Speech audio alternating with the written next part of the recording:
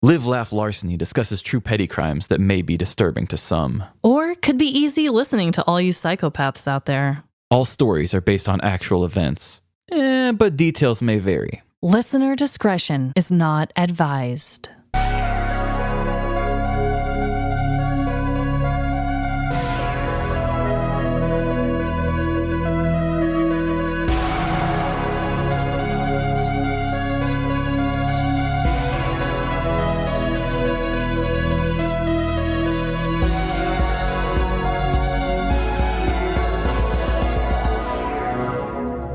Live, Laugh. Larceny. Welcome to Live, Laugh, Larceny. Young, dumb, and full of criminal intent. This is Trevin. And I'm Amanda, and that sounds like a new quote to go on some merch. Hey, I'd take it. I would definitely take it. Let us know if you guys like that idea, though. So, Trevin. Yes. I don't know if you're going to talk about this as part of your dreadful dilemma, but welcome to the podcast as a married man. First podcast with a ring on it, figuratively. I don't actually have one on right now. Oh my God, where is it? I got that Amazon ring for like $10 just because I needed something for the ceremony. Yeah, fair enough. So my dreadful dilemma is just that I am so wedding exhausted still. Dude. Holy hell. Everything went really well. The mixing of the families and the friends, had some funny encounters. Yes. And you did a great job at officiating. Oh God, you were too kind. I was like picking apart all the mistakes that I made. I'll be honest, when you asked us to read it and see what we thought, I never read it. You didn't? No, Emily did, and I never got to because I was just so busy trying to get show stuff done. So you were really just letting me say whatever the hell I wanted. Mm-hmm. And it was Wow. very short. I'm surely we didn't break a record or anything, but I think the ceremony was maybe 10 minutes. Yeah, I don't know. I was so nervous and caught up in just trying to get the words out right that I have no idea if that was long or short or anything.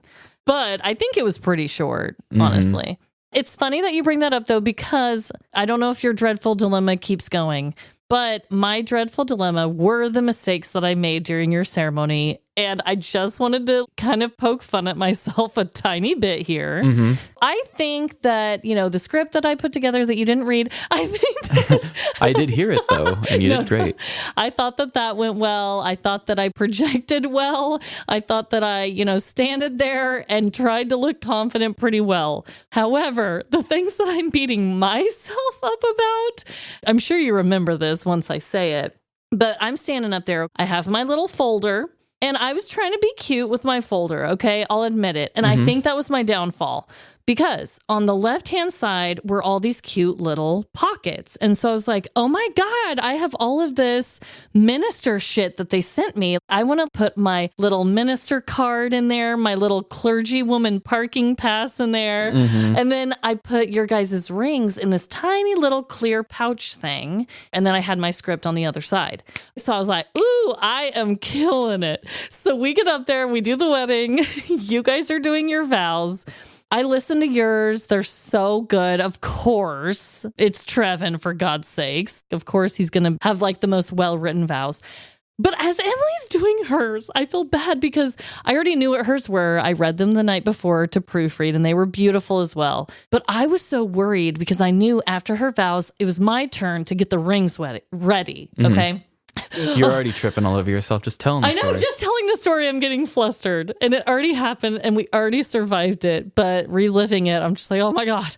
So the rings are stuck in this clear pouch. Long story short, I am digging my finger in there, trying not to be fucking loud because Emily's soft-spoken. It's just us three up there. If someone looked over at me, they'd probably saw me like... doing a scratch and sniff or something. Then I finally get the rings out. And I hear Emily pause for a while. And I'm like, oh, she's done with her vows. Go out there. She has one more page, everyone. Yeah, her pages stuck together. And so I'm so proud of myself that I wrangled the rings. Then I interrupt the bride's vows, okay? So then I go back over to my corner and cower, let Emily finish. I go back out there. And what did I do, Trevin? I dropped your ring. And I had a little mini panic then because I'm like, okay, it's right between your foot and my foot. And the gentlemanly thing would be to not make the lady pick up the ring. But I'm like, I'm in dress clothes and I don't want to bend over in front of people. And also, is that weird for me to do that? And so we kind of had a standoff where you were still kind of interacting with Emily, but we were both paused, just like we were playing chicken with a ring. We were. And I eventually finally got it. I'm glad that you did. And I'm really sorry that I didn't just immediately do it. But I was so flustered about it that I was like, I know me, and if I bent over with my binder, all the shit would have just poured everywhere. You'd have been like a nerd in high school. Exactly. Yeah, I'm grateful that you got it, and then you're like, here you go, and we kind of made a little joke, and it was fine, but I'm still beating myself up about that one. Well, like you had said when we were first planning about this thing, as you said that Emily and I are both the most chill people, and there's no reason to feel bad about it. I mean, right before the music started, we didn't pick up who was going to hit play on the music. And so I had James's wife, Emily, do it. And she hit play too early, or at least didn't know if we were even starting yet. Yeah. Because I gave her the rundown like 5 minutes before we started. And she hit play, and then she made this weird like eek face at me. And I, over the whole crowd, was just like, we can repeat it if we need to. No big deal. So I'm like talking over the crowd, like, we were chill. We didn't care. But I will say that in the middle of the start-stop ceremony part, I thought, oh God, I got caught in that trap too. Like the chillness kind of went away for a second. You're putting the play on, you know? Yeah. It's very performative. It was. And honestly, my words sounded so official. I mean, you know me. Mm-hmm. And I was like, stand as you are able. And it's like so weird. I feel like we were kind of putting on a weird performance for all of our friends and your families, but we got through it. And I think that your wedding was so cute and cozy and just sweet. Yeah, it was very chill. As I told everybody there at the wedding, I'm the guy that anytime I'm at a wedding, once the music starts and the dancing starts, I'm usually dipping out. Yeah, right. Unless it's a really good friend, I'm out right at that point. Aw, you stayed for mine. I'm a really good friend. It was also a really long drive and I was late. So I wanted to be like, well, I have to stay at my own wedding. Yeah. So we need to come up with a way to make this a wedding that we'll enjoy. And I was trying to be like we talked about during the wedding thing. Everybody says, if I could do it again, I would have done more for myself. Yeah. And I took that and I ran with it. I was like, this is for me. Yes. I don't care if people like this or not. Basically, it was just a 10-minute ceremony. We did some pictures and then it turned into a big cookout at that point, or just a big outdoor picnic sort of thing. Yeah. Because we weren't the center of attention really anymore. I mean, we were at a table that was like sitting above everyone. It's like a king and queen. You were looking down on the peasants, but you guys didn't make a big deal of the cake cutting. You didn't slam Emily's face into the cake like some of our petty criminals have done. Would have been nice. Oh my God. I'm so glad you did not do that for the podcast. Not worth it at all. I thought that it was perfect. And also we went out the night before and we danced our little butts off. So I feel like for me, the non-dancing at your wedding wasn't even missed. And I'm a person that absolutely adores dancing at weddings. But you had s'mores, you had a fire pit, you had a playground for the children, you had Jose Peppers. Like, what else could a girl want? It was so super chill, just sitting back and conversing with people then, and not having to talk over loud music. Exactly. I hate that more than anything. We had great conversation with everyone. Anyway, that's our wedding rant. I guess that's probably just our combo dilemmas there. We just shared a dreadful dilemma together. We just gosh. Like, oh my God. This was a moment. This was. We've never had a shared dilemma. But we got through the wedding and it was a beautiful time and I loved every second of it. So there's that, everyone. Agreed. So we are going to be doing a round of trivia this week. Whoa, Trevin. We do not have the rights to say that. Let's have a fun time. It's trivia time, baby. And you're first, right? Correct. Okay.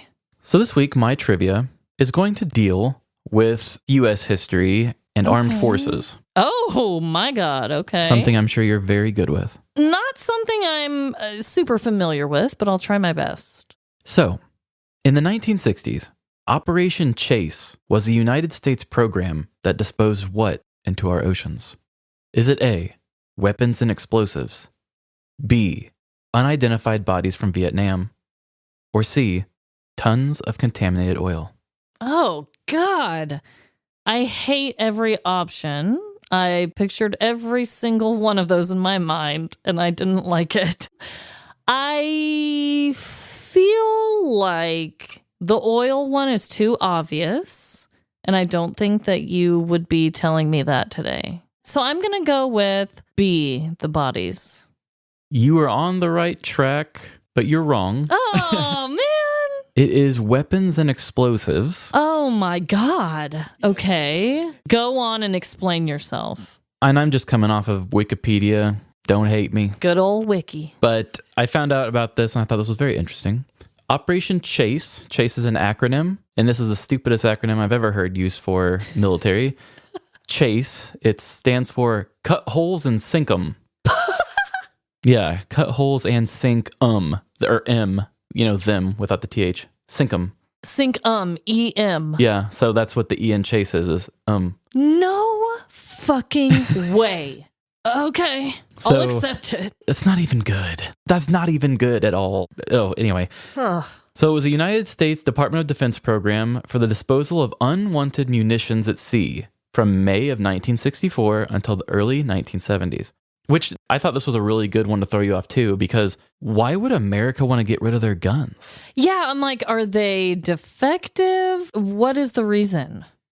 And I couldn't really quite find the reason exactly, but basically what would happen was they would take all these ships, Liberty ships is what they were called. Okay. They would fill them with all these guns and explosives that they didn't want.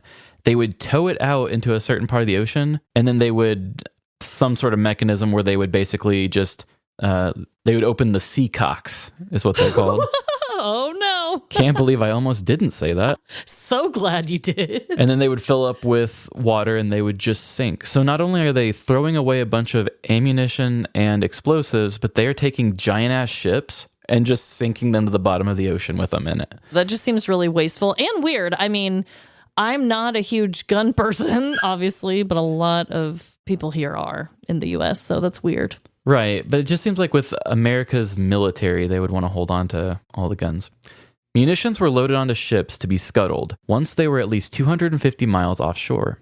While most of the sinkings involved conventional weapons, 4 of them involved chemical weapons. The disposal site for the chemical weapons was a 3-mile area of the Atlantic Ocean between the coast of the U.S. state of Florida and the Bahamas. So, one, this kind of makes me think of when we were testing chemical weapons, and I said, why are we doing this to our Earth? Yeah. You don't have to be a hippie to say that this is wrong. You know what I mean? Yeah. I'm not talking about hot button issues here. I'm saying exploding chemicals In probably the hurts your ocean. world. Yes. Yes. So have these weapons resurfaced if people are in the Bahamas vacating? Is there old weapons just popping up left and right? So a lot of these they actually detonated under the water. Oh my God. Okay, so they sunk the ships with the guns and then they exploded them. Yes. Okay. They have a bunch of the operations. The Chase 1 had a bunch of guns, but it also had bombs, torpedo warheads, naval mines, cartridges, projectiles, fuses, detonators, boosters, some sort of motors, and a quantity of contaminated cake mix an Army court had ordered dumped at sea. Cake mix. I knew that would blow you away. I don't know why this is even added in here, but it must have been some bad cake.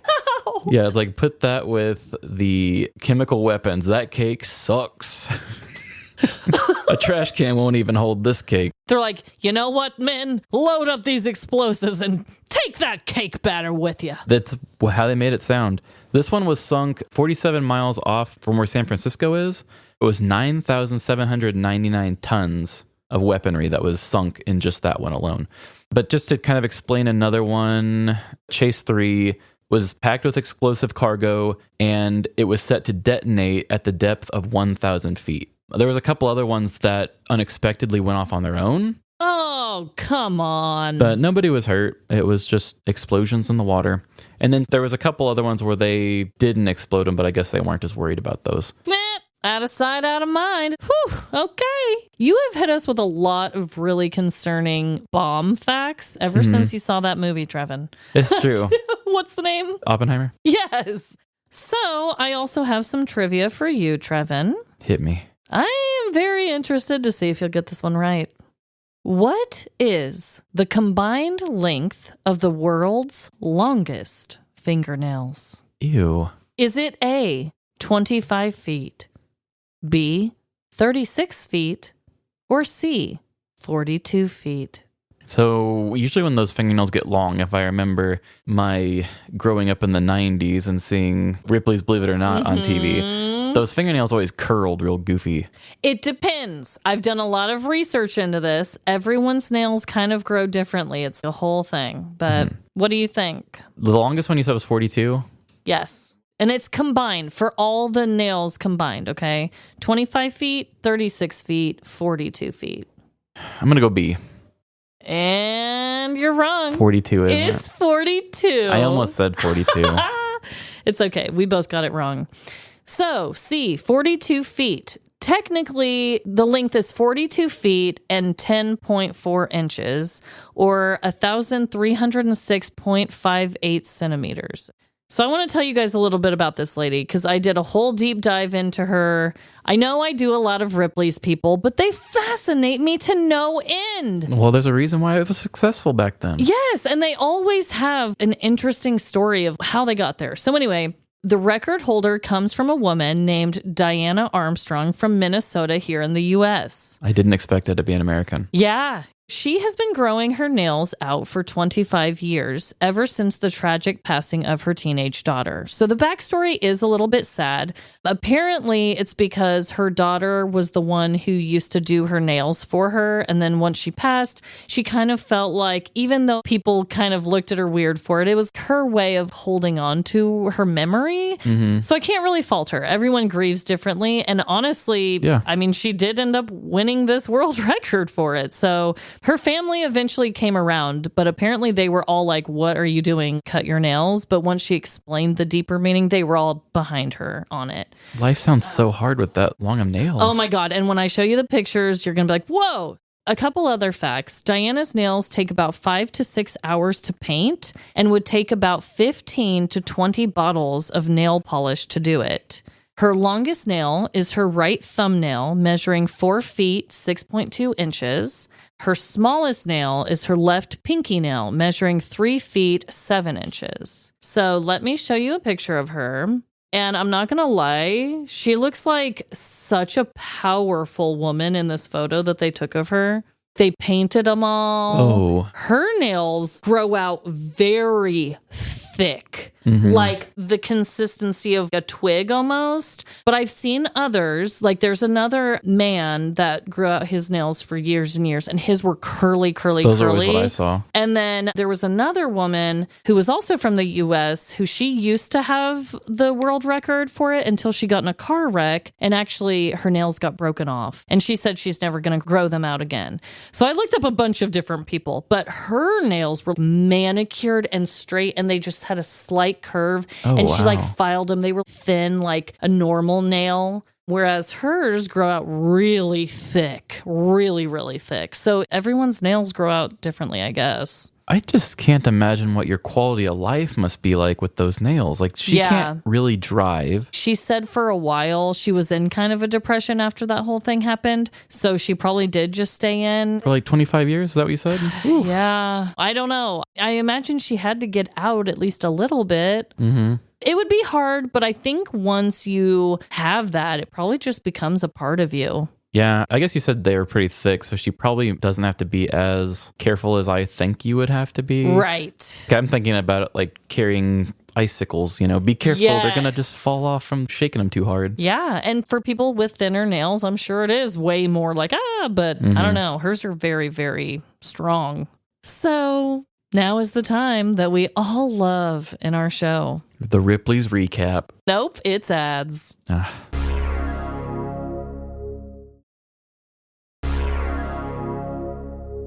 And welcome back. And this week, it is my week to go first. It's not going to be Spooky-ooky. I know. How do you feel about that? I'm fine with it. The last story I did for the finale, I did a lot more dramatic story with all the spoken lines because I was trying to do different angles of horror.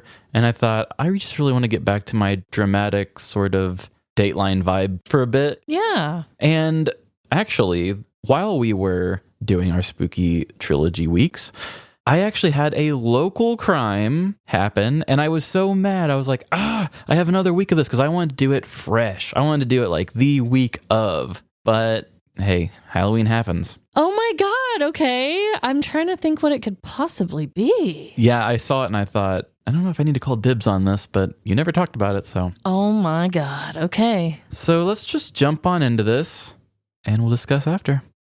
And here we go.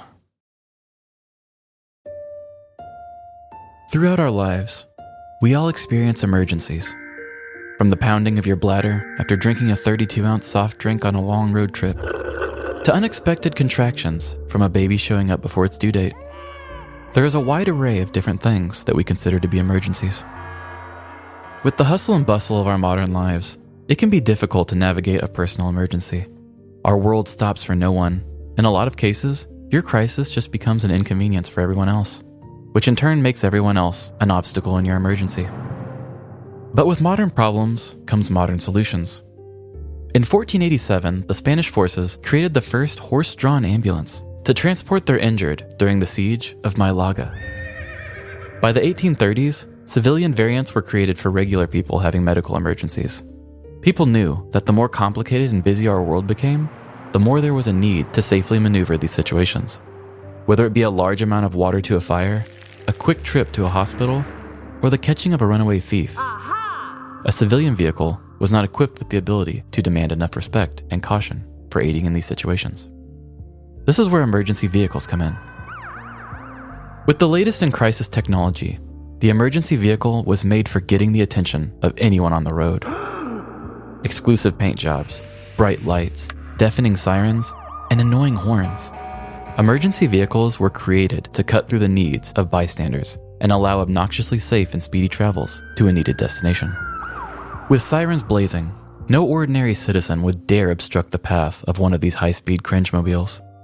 The sounds and lights alone are enough to make a person get out of the way, but if you manage to ignore these blasts of caution, a ticket from the state will put some of that fear back in you.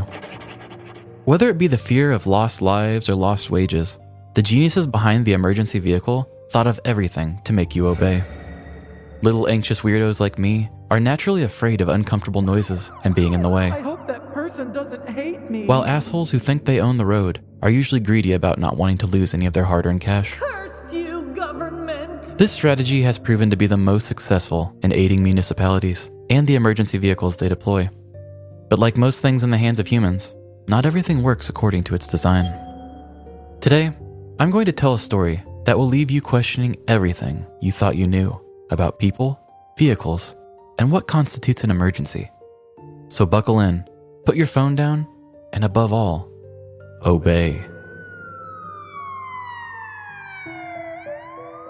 Jade was a 20-year-old living in Windsor, Missouri, just 90 miles southeast of Kansas City. She lived a pretty simple small-town life. Her days consisted of hanging with friends, chatting online, stirring up gossip at the local gas station, Wanna hear some shit? and drinking. One of her favorite parts about living in rural Missouri is that she could combine any of her social pastimes with her love of drinking. She would sip on a nice scotch while leaking photos of her enemies on Facebook. She would celebrate weekends by wine tasting from sunup to sundown, and she would even get blasted off malt liquor and attempt to fight Tammy, the gas station attendant who stole her ex-boyfriend. Come get a piece! All in all, it was a pretty drama-filled and exciting life for Jade. But unfortunately, this bad girl lifestyle did have a price. The simple petty arrests and drunken encounters caused a lot of people to talk. All the local police officers knew her by name, and just about every alcohol dispensing business had a picture of her behind the counter. To say Jade had a reputation would be an understatement. This did not faze Jade, however. When others would try to avoid her, she just said they had too much drama. And when she made a mess of things, she always found a way to point out how someone else's actions caused the whole debacle. As soon as one outing turned sour, she just set her eyes on the next one, never to look back and learn from the previous. This was the case just 1 month ago, in the beginning of October. Having left a wake of destruction at her neighbor's house party the night before, Jade was looking for her next big night of fun. "I'm so glad you all are here. We are going to celebrate Tuesday, October 3rd, harder than we celebrated October 2nd, Jade yelled to a room of all her friends. "Jade, we aren't really here to talk about celebrating today being Tuesday," Chelsea said to Jade, scooting her chair closer. "This is an intervention." Jade looked around at her friends and family, realizing that this would have been an odd mix of people to throw a party with. If I need an intervention, it's from being surrounded by lame-os like you. When I wanted to graffiti dicks on the water tower, where were you? When I was fighting those bouncers at the YMCA, none of you backed me up. This intervention has been eye-opening. You all showed me that you're not real friends and you don't know how to party. Jade screamed to the room. I'm going to make this October 3rd the greatest party ever, and none of your asses are invited. Jade quickly stormed out, slamming the door behind her. If she was going to prove that her friends were wrong, she was going to need to throw the greatest party of all time. She drove to her local grocery store and stocked up on all the essentials. Tequila, party-sized nachos, additional cups, and pizza rolls. Anyone who heard rumblings of this party would immediately wish they were invited. As Jade got home with the groceries, she cracked open a beer from the fridge and turned on the stereo in her living room. Woohoo! Let's get lit! She yelled to her elderly beagle Cletus. Cletus rolled over, unfazed, as his old ass ears didn't even hear her. The rest of the night went on like most every other night went for Jade. Drink after drink opened, cans scattered around on the floor, and shots of tequila mixed with processed frozen pizza snacks gave Jade toxic burps. For hours, Jade partied it up with Cletus, just thinking about how much her friends were missing out. But as the clock reached 7 a.m., Jade also realized her bottle of booze reached a state of empty. The party isn't even half over! Jade yelled to the room, feeling a sense of defeat. No local stores sold alcohol this early in the morning, and there was no way Tammy at the gas station would let it slide after what Jade did to her car. You were just a rebound. Only a store in one of the bigger cities would sell alcohol at this time, but that led to another problem. Jade only had a bike. Even if she were sober, there was no way she was going to pedal on the busy highway for that many miles. This is a party emergency! Jade wailed, quickly coming to a realization. I mean, it truly is an emergency, she said to herself. Anyone would do it. With a thirst for life and booze, Jade ran out of her house and escaped into the night. Less than a half hour later, cracks at glass echoed through a dark garage before the window eventually gave way. In popped Jade, instantly drawn to the garage's main vehicle. She slowly ran her bare hand across the fiberglass body, admiring its red paint. There's only one way to handle a party emergency, Jade said to herself as she opened the fire truck's door and hopped into the driver's seat. With the key conveniently in the ignition, Jade started the fire engine, illuminating the station's garage with its headlights.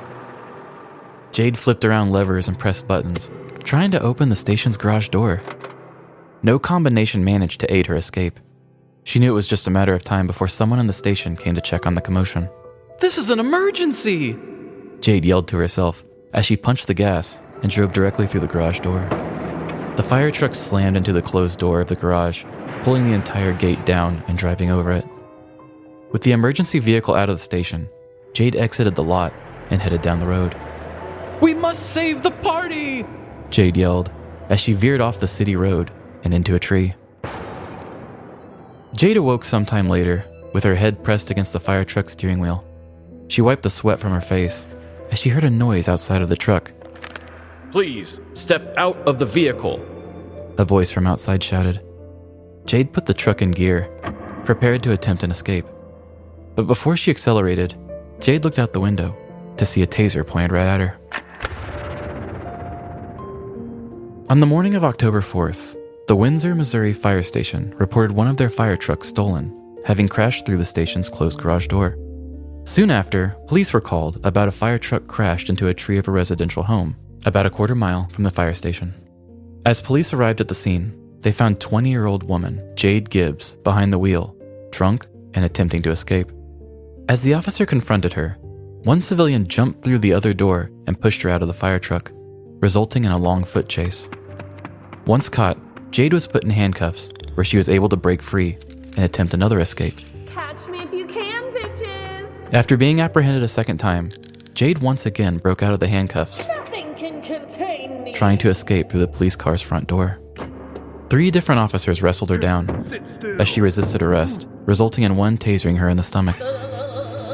The officers managed to put her in handcuffs, a belly chain, and leg shackles before getting her off to jail.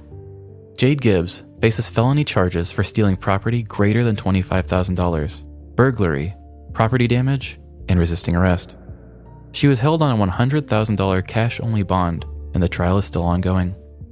According to the Windsor fire chief, the fire truck will cost $450,000 to replace, and the damage to the garage door totaled $5,350. So what do you all think? Does a 7 a.m. party emergency constitute the stealing of a fire truck? Sadly, that whole part of the story was made up by me, but I really do wish I knew what her motives were. There should be plenty of levels before you reach stealing a fire truck, but what do I know?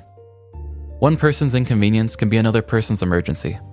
Maybe an emergency vehicle was the only thing able to solve that most urgent dilemma. All I know is that we've talked a lot about emergency vehicles on our show, from the man who stole the ambulance to get home, to the 420 episode, where the guy monster trucked over a bunch of police vehicles. They are always on our show, but very rarely appreciated and given the attention they deserve. So next time you see an emergency vehicle driving down the road, salute them. Salute the police officers that get an extra shampooing after a perpetrator poops in their back seat.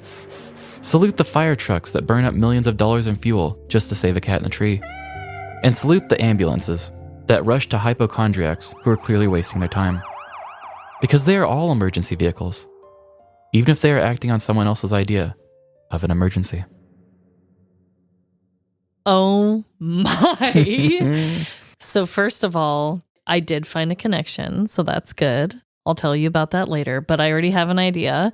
Whoa. Okay, so you made up a lot of the backstory, obviously. Yeah, I just know that this woman broke into a window of a fire station, stole the fire truck, drove it through the gate, and then was incredibly hard to arrest afterwards. That was cracking me up. I know you should not do that. That is very naughty. But the fact that she just kept escaping, that really surprised me and made me giggle. Also, never heard of that story, and it's local, so I didn't hear about that one. Yeah, it was one of those local Fox 4 news ads that just popped up on my Facebook. Ah, isn't that a beautiful thing? My favorite. Oh my God, but I think that you might be onto something as far as motive because of the time. It was 7 a.m. She was intoxicated already, and there was no one else with her, right? Nowhere, anywhere you saw that anyone was even, like, no friends were watching her. It wasn't like a dare, like it wasn't anything like that. Right. She had nobody with her.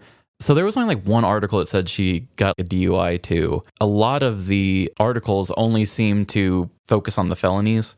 Oh, okay. But they did say that when the cops saw her in the fire truck, they automatically recognized her. Oh. Because she had done some other stuff. And I looked on CaseNet and looked up her name. I was trying to find updates because this happened on October 3rd. And I did this story like 5 days ago. So I was like, there's got to be an update because she had a court date last Friday or 2 Fridays ago. It's like something had to have happened during my wedding weekend, and they just postponed it out a little bit further. Ah, damn. But I was looking up, and like her name popped up a bunch in CaseNet, and that was just for this year. Ooh, did you fabricate all the things that she's done? Obviously, none of them were like actual charges that you saw. Yeah, none of them were actual charges that I saw. I made all those up. The only thing that she mainly got in trouble for this year was, I think, driving without a license and no plates and stuff like that. Okay. But yeah, I think she had other bad stuff in the years before. Yeah. But yeah, they said it was very known in the city. Everybody was like, oh, we know who this girl is. Oh my God. Jade, you can't be stealing fire trucks, baby girl. Also, she didn't make it very far at all. That was another thing I had to get on my research because they didn't talk about that in the thing. I actually had to map quest where the street was that she wrecked and where the fire department was. So nobody just pointed that out? That No. It's like she basically stole the truck and immediately crashed? Yeah, she made it 0.3 miles to Cherry Street. Oh my. And Cherry Street's a small street, so even if they did more than that, it wouldn't have been much further. Damn. And also, you got to be really drunk out of your mind to do that because if I was going to steal an emergency vehicle, fire people are up at all hours. Right. It's like always open, so why would you do that? I mean, the choices were not made logically, I could imagine. That is a wild one, though. My God. The fact that it was even done and then she just kept escaping and she's known around the community, that is just wild. That's why I wrote in the little gag of her being at an intervention in the beginning because I feel like like, a girl like this probably needs an intervention. Yeah. That was another thing that you did that I was like, where are we going here? Something went down at an intervention. Yeah, after I wrote that, I thought, man, I bet there probably are some pretty good ones. Oh, guaranteed. Well, really good job. That one, I was captivated and so fun that we did a Kansas City one this week. That's so cool. So my story is also from the news. However, it does tie into my segment that I discussed earlier.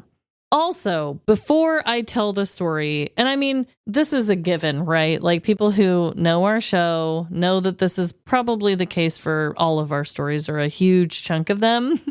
But I just wanted to say that I only got one side of this story of what happened. So I obviously had to roll with that while writing this story. As always, I will tell the facts at the end. But I definitely did write my story based on one person's perspective because it was a good one. Yeah, sometimes the perspective really makes the story more higher stakes. Yeah. We'll go through it all at the end and I'll tell both sides and we'll try to get to the bottom of it. But for now, here we go.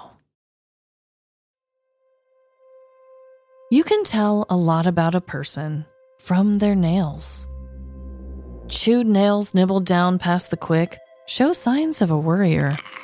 Strong manicured nails reveal those that value appearances.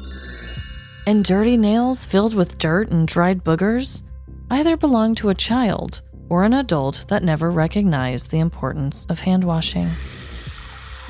Beyond just basic shape and upkeep, there are so many other details to look out for.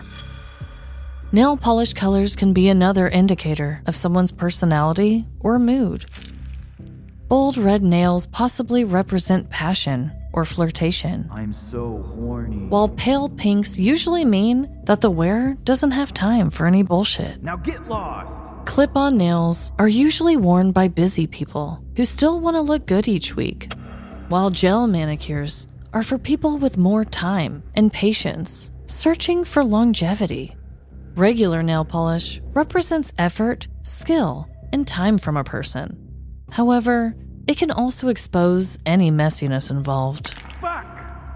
Today's petty crime story is about a woman who placed great importance on her nails and the lengths she would go to defend them. During this tale, I encourage you to sit on your hands or put them up in the air for all to see, because this story is a real nail-biter. Cynthia Colston was a woman living in Delton, Florida in the year of 2010. She enjoyed getting massages, her hair done, and most importantly, getting manicures. There were few other activities Cynthia enjoyed more than getting her nails done, as she made appointments at her local salon regularly. She preferred long fake nails applied by the nail technicians. Having these long and polished talons gave Cynthia the confidence to slay each and every day. All hail me. This was particularly true during the holidays, as Cynthia would adorn her nails with polish and jewels to celebrate. So the day after Christmas that year, she was ready to switch out her festive nails for a more classic look. Cynthia walked into her local nail salon and waited for the next available tech to call her name. Cynthia! The tech called towards the waiting area, prompting Cynthia to stand up and walk over to the available manicure station. She handed the tech a ruby red polish color, explaining, "I'm gonna need some long fake nails with this gorgeous deep red color, please." The nail tech nodded and promptly began prepping her station and placed Cynthia's hands in a bowl to soak. The two women barely spoke as nails were trimmed, filed, glued, and polished. The tech was focused on her work, while Cynthia was wrapped up in a soap opera she had never seen before, playing on the salon's TV. Before Cynthia could find out if Ricardo and Cheryl would ever tell their families about their affair, the nail tech spoke up, breaking her from her television trance. All done. That'll be $60 when you're ready. Cynthia was happy to be done and looked down at her pampered paws to take a look. But what Cynthia saw made her stomach sink and eyes widen. She was given short nails. Oh my God! Cynthia shrieked loudly in the full salon. What are these? I asked for long nails. The two began arguing over whether or not the nails were long enough and if the service done was worthy of the payment asked.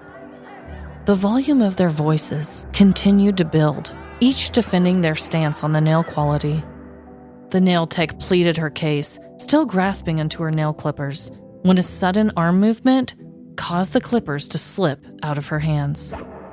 They twirled in slow motion in the air, being pathetically tossed in a desperate and accidental move. Then, too late for action, the clippers gently grazed Cynthia's lip and fell into the table between the two women.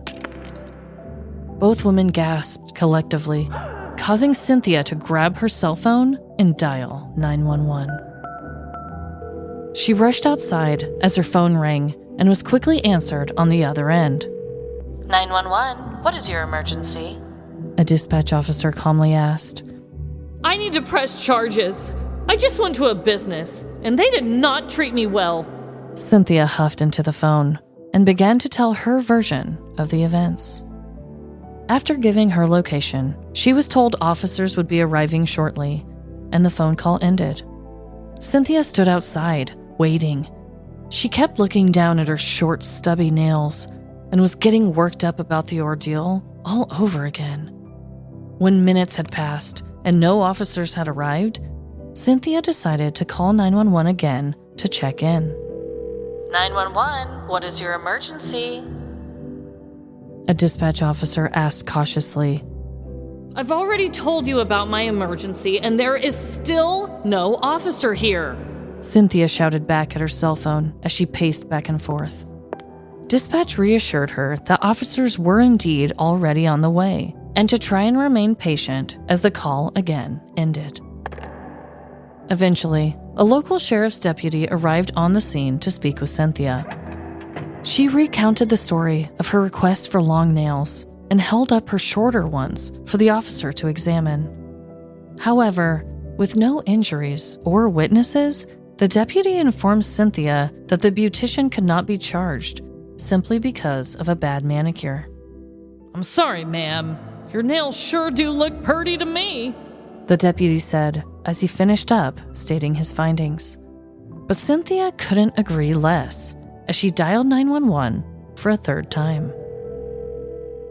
911, what's your emergency? A dispatch operator asked with annoyance. Yeah, I'm gonna need you guys to send out a different officer. This one is not helping me whatsoever. Cynthia said with attitude and sass. But the once professional dispatcher had lost patience with this caller, stating, Ma'am, do not call 911 if you already have a deputy standing right next to you. Before hanging up on her. Despite all of this, one last call was placed by Cynthia that day to 911. 911, what is your emergency? A dispatch officer shouted on the other end, but only background noise remained on the line, with no actual complaints made. On December 26th of 2010, Cynthia Colston complained to a 911 operator about a nail tech in Delton, Florida, calling 4 separate times. Cynthia claimed that an argument began when she complained about the false nails the technician had placed on her. Cynthia felt the nails were too short and refused to pay what the store was charging for them. One article stated that Cynthia also claimed that the nail technician had hit her lip with a nail clipper. However, there were no other mentions of this in any other quotes or statements given. Cynthia did claim her manicurist was acting aggressively, with a quote to dispatch stating, I need to press charges. I just went into a business and they did not treat me well. Cynthia's second call to 911 was to complain about how long it was taking for a police officer to arrive at the scene. When a Volusia County Sheriff's deputy arrived shortly after, they informed Cynthia that the nail tech could not be charged over the bad manicure. This is what prompted Cynthia's third call, continuing to complain and request another officer while an officer was still on scene. This third call became a misuse of the emergency service and was against the law. Although there was a fourth call to 911, Cynthia claimed that the call was accidental. She said this was due to the fact that she was using her knuckles to work her phone, as her short nails were still wet. Ultimately, Cynthia was arrested and charged with misuse of the wireless 911 emergency system. Still, that wasn't her only punishment, as Cynthia told a television reporter that her reputation around town was damaged because of the whole debacle. Whether you're as brittle as a hangnail or as tough as nails, this story was a difficult one to process. After enduring this, I encourage you to all give your nails a little TLC, because we have only scratched the surface of the petty stories to come. The nail puns were on point. So good. Before we get into this, I am going to look up a picture of the nails. You know I love a good visual. Yeah, you do. And once people go to our website and they see them, they will understand that these nails are indeed not short. They are actually quite long. Those are quite long. I have long natural nails, and I feel like they're maybe even longer than mine. Yeah, when my sister gets long nails put on, that's about as long as she goes. I just wanted to show you that the nails are not really short and stubby and like really, really crazy. They're a decent length, and they are that ruby red color. So I had to throw that in there. Yeah, if I was describing a woman to somebody, I would say, oh, she has long nails. Yeah. Those are long nails. So the reason I gave that whole thing at the beginning, like I said, I only found one article that said not just the manicure was the issue. The issue was then that they got in a fight and that nail clippers were thrown at her lip. Yeah. I don't know. Either that happened and literally no one took her seriously, or everyone thought she was overreacting because we all saw how long the nails actually were, right? Right, yeah. Or it never happened and she was just trying to come up with a reason to fit her narrative of the nails being horrible, and I don't know. So they didn't have any security cameras? Maybe they did that too, and maybe it just wasn't in the article, and that they clear as day could be like, look at the security footage. And that's why it wasn't even a thing after they spoke to them. And it didn't even tell me the details of why that they didn't take her seriously. They just said the officer was like, listen, you cannot press charges on this business for giving you a bad manicure. I'm going to guess that she was probably very obviously an overreacting Karen. Yeah. And that they were just like, this lady, nope. You know, cops deal with those hypochondriac type people, you know, the regulars. I'm sure every city has a regular that calls the cops for every little thing. Yes. And when you were saying she was upset about it messing up her reputation, I'm like, if this woman's acting like this, she probably has a terrible reputation already. Absolutely. She sounds awful. There was even a quote that I almost put in there and I didn't, but there was a quote directly from her describing that she would hear other women gossiping about her in the grocery stores and shit after this happened. And it's like, well, you called the cops 4 times over a manicure. And like I said, I threw in the nail clipping thing just because it made for a better story and a better buildup. I don't know if that even happened. It was only mentioned in one article, so I don't know. She seems like one of our 1-star reviewers. She seems like a person who just wants to go to Yelp. I mean, she already called the cops to tell them that the cop didn't do a good enough job just because she didn't get what she wanted. Yes. That's the vibe I was picking up. I put it in there because I liked the battle between them. And I did write it in there intentionally that it was an accident, even if the nail clippers were somehow thrown. I just don't see there being hardcore evidence, because then the cops would have taken it seriously. Yeah. In my mind, it was an accidental toss, if anything. And honestly, at this point, I'm kind of leaning towards that part didn't even happen. But that's just me, personally. Also, think about the insult to injury on that for the manicurist. Is that the word? Yeah. Because they just had to sit and deal with this woman for how long? And she was probably a real asshole in the chair. And see, that's another thing that I How don't did you not know. know that it wasn't long? That's why I put in the soap opera thing for multiple reasons. Because I had just recently watched a lot of them with my grandmother that I had no idea what was going on, and it was really funny to me. Also, in my mind, I had to connect the dots of how you let this woman do a whole entire manicure on you, and then you're that upset about it afterwards. I'm sorry, there's many opportunities for you to see the length and just say, no, I wanted to go up a level or whatever the hell. So I had to put that in there. It kind of does sound like maybe it was one of those things that she wanted to speak up, but she just awkwardly stood there and watched the whole thing happen. It's your hands. I don't know. We live in the 21st century. I know. Like, you probably looked at your phone. You probably picked up your phone. One of your hands was probably available at some point. That's why, in my mind, for her to let her complete this entire manicure and not say anything, I'm like, maybe she was wrapped up in a show. I will give that side of the argument some validation as well, because every time I go to get my toes done, for some Love that. the ladies always have FX on, or they're always watching like manly stuff, which is always so weird because it's one of those places where they have the pink little toe thing for little kids and it's fun. It's a very feminine energy, but for some reason I've seen one Fast and Furious movie and I saw the second XXX movie sitting there getting my toes done, and I'm like watching cars explode and thinking, why is this on here? That is a really interesting choice. But I always get wrapped up in it, I'll tell you. Yeah, I've gotten wrapped up in the random shit that's been on at salons too. I mean, not so wrapped up that I didn't know what was happening, but Yeah. I don't know what was going on with this woman. I really don't. Yeah, she seems like the bad news, and I'm glad she got the ticket. I was so hoping at one point, I was like, I think there's going to be a twist that she gets a ticket. Yes. Nope. Nothing happened to the salon.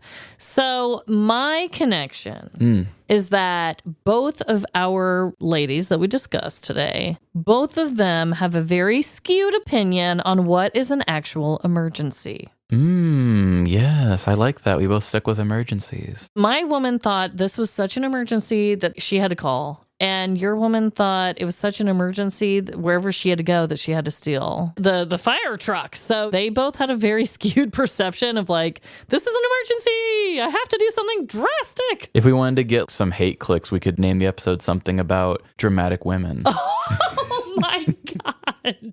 I'm one of those dramatic women. Do not make me one star our own show, Trevin. Could you imagine? This is Amanda here, popping on to say This show sucks.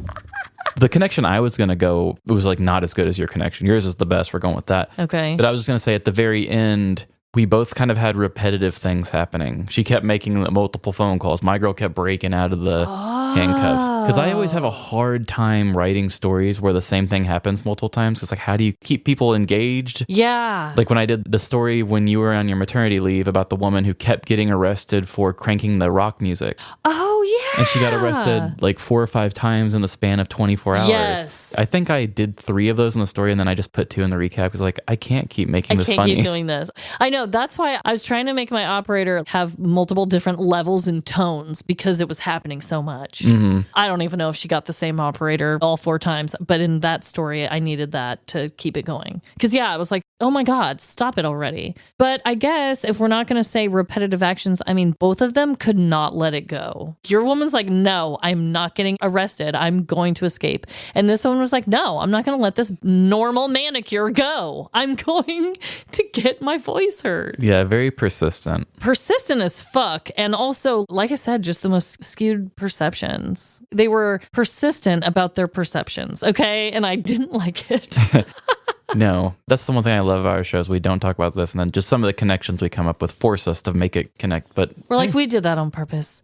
Anyway, what a week. Like I said, we got through the wedding, we got through Halloween, and yeah, I'm excited to just keep on with our stories, and we got some other holidays approaching. We got many or 2, but yeah. We have them, and they're coming. And I just hope that everyone out there is having the best week. And just remember, no matter the crime, big or small, in the end, we're all doomed. Doomed to have an emergency. Bye. See ya. Sound the alarm and grab your emergency vehicles. And thanks for listening to our show today. If you've had an experience with a business that's just criminal, find us on social media. Facebook, Instagram, TikTok, or Threads. Live, Laugh, Larceny. And if you have any crazy petty crime stories that happen during an intervention, please send them our way. livelaughlarceny@gmail.com. And if you have bad reviews, you can sink those in the ocean. If you have good reviews, why don't you give them to us on Apple, Spotify, or Good Pods?